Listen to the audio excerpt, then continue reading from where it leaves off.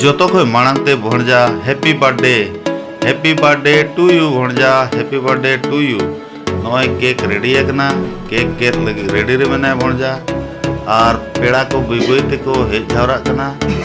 और जोतो पेड़ा को हेज चाबा लेन खाना केक गेट एहोबो लगी भणजा कोयो बड़ाया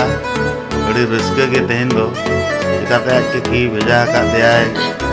जीन्स पैंट और टी शर्ट और पूरा रेडी रे मनाया भणजा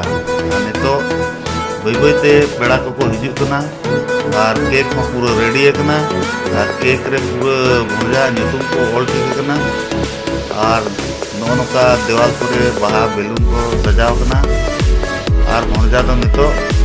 केक गेट लगी रेडी रे मनाया और केक अड़ी नपाय बनाव कना जोड़ते गुलाब बाहा केक और गिरीश भणजा नुतुम को ऑल ठीक है और मिड नोडे खान के नुकु पेड़ा को पूरा को जावरायना और नितो दो केक गेट रे कार्यक्रम एहबो और इन पोरे पोरे तेगे और हो जम न्यू प्रोग्राम को ना तहना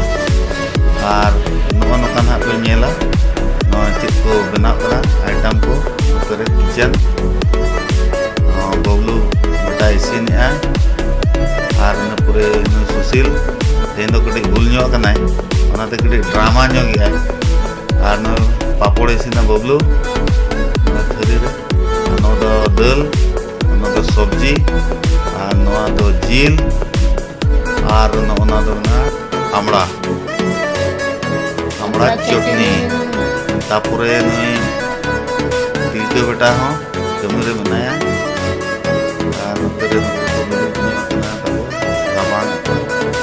और फोटो सेशन मुचाद